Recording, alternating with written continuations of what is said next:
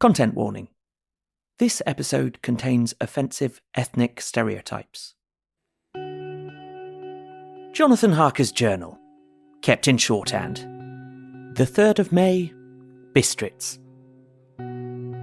Left Munich at 8:35 p.m. on the 1st of May, arriving at Vienna early next morning. Should have arrived at 6:46, but train was an hour late. Budapest seems like a wonderful place, from the glimpse which I got of it from the train and the little I could walk through the streets. I feared to go very far from the station, as we had arrived late and would start as near the correct time as possible. The impression I had was that we were leaving the west and entering the east, the most western of splendid bridges over the Danube, which is here of noble width and depth, took us among the traditions of Turkish rule. We left in pretty good time and came after nightfall to Klausenberg. Here I stopped for the night at the Hotel Royal. I had for dinner, or rather supper, a chicken done up some way with red pepper, which was very good but thirsty. A memorandum. Get recipe for Mina. I asked the waiter, and he said it was called paprika Händel, and that, as it was a national dish, I should be able to get it anywhere along the Carpathians. I found my smattering of German very useful here. Indeed, I don't know how I should have been able to get on without it. Having had some time at my disposal when in London, I had visited the British Museum and made search among the books and maps in the library regarding Transylvania.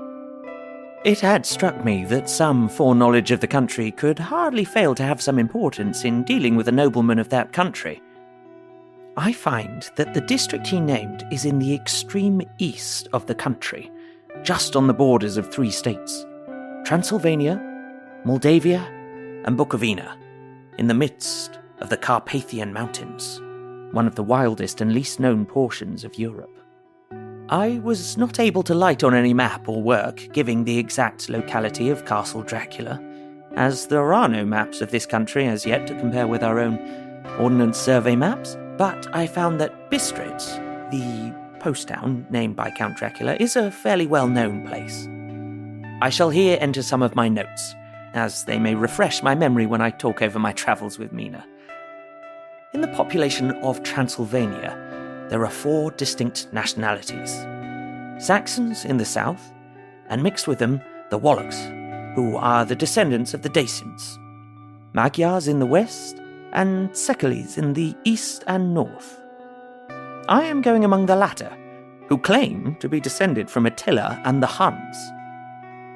This may be so, for when the Magyars conquered the country in the 11th century, they found the Huns settled in it. I read that every known superstition in the world is gathered into the horseshoe of the Carpathians, as if it were the centre of some sort of imaginative whirlpool. If so, my stay may be very interesting. Memorandum. I must ask the Count all about them. I did not sleep well, though my bed was comfortable enough, for I had all sorts of queer dreams. There was a dog howling all night under my window, which may have had something to do with it. Or it may have been the paprika, for I had to drink up all the water in my carafe and was still thirsty. Towards morning I slept, and was wakened by the continuous knocking at my door, so I guess I must have been sleeping soundly then. I had for breakfast more paprika, and a sort of porridge of maize flour, which they said was called mamaliga, and eggplant stuffed with forcemeat, a very excellent dish, which they call impultata. Memorandum, get recipe for this also. I had to hurry breakfast, for the train started a little before 8, or rather it ought to have done so, for after rushing to the station at 7:30, I had to sit in the carriage for more than an hour before we began to move. It seems to me that the further east you go, the more unpunctual are the trains. What ought they to be in China? All day long we seemed to dawdle through a country which was full of beauty of every kind. Sometimes we saw little towns or castles on the top of steep hills, such as we see in old missals. Sometimes we ran by rivers and streams, which seemed from the wide stony margin on each side of them to be subject to great floods. It takes a lot of water and running strong to sweep the outside edge of a river clear. At every station, there were groups of people, sometimes crowds, and in all sorts of attire. Some of them were just like the peasants at home, or those I saw coming through France and Germany, with short jackets and round hats and homemade trousers. But others were very picturesque. The women looked pretty, except when you got near them, but they were very clumsy about the waist.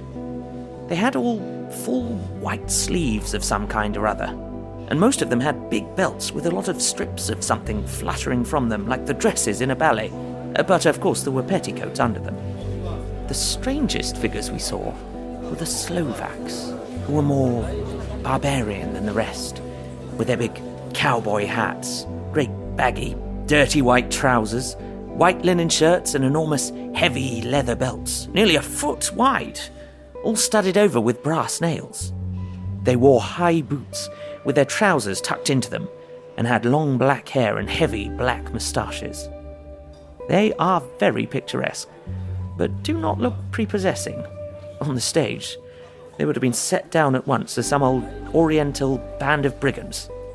They are, however, I'm told, very harmless and rather wanting in natural self-assertion. It was on the dark side of twilight when we got to Bistritz, which is a very interesting old place, being practically on the frontier, for the Borgo Pass leads from it into Bukovina. It has had a very stormy existence, and it certainly shows marks of it. 50 years ago, a series of great fires took place which made terrible havoc on 5 separate occasions. At the very beginning of the 17th century, it underwent a siege of 3 weeks and lost 13,000 people. The casualties of war proper being assisted by famine and disease. Count Dracula had directed me to go to the Golden Krone Hotel, which I found, to my great delight, to be thoroughly old-fashioned. For, of course, I wanted to see all I could in the ways of the country. I was evidently expected, for when I got near the door, I faced a cheery-looking elderly woman in the usual peasant dress, white undergarment with long double apron front and back of coloured stuff, fitting almost too tight for modesty. When I came close, she bowed and said, "The Herr Englishman?" "Yes," I said. "Jonathan Harker." She smiled and gave some message to an elderly man in white shirt sleeves who had followed her to the door. He went, but immediately returned with a letter. My friend, welcome to the Carpathians. I am anxiously expecting you. Sleep well tonight. At 3 tomorrow, the diligence will start for Bukovina. A place on it is kept for you. At the Borgo Pass, my carriage will await you and will bring you to me. I trust that your journey from London has been a happy one, and that you will enjoy your stay in my beautiful land. Your friend, Dracula.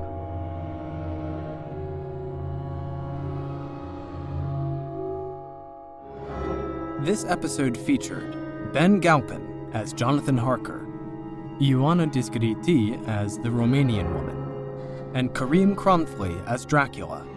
Dialogue editing by Stephen Indrisano, sound design by Tal Minear. Produced by Ella Watts and Pacific S. Obadiah, with executive producers Stephen Indrisano, Tal Minear, and Hannah Wright. A Bloody FM production.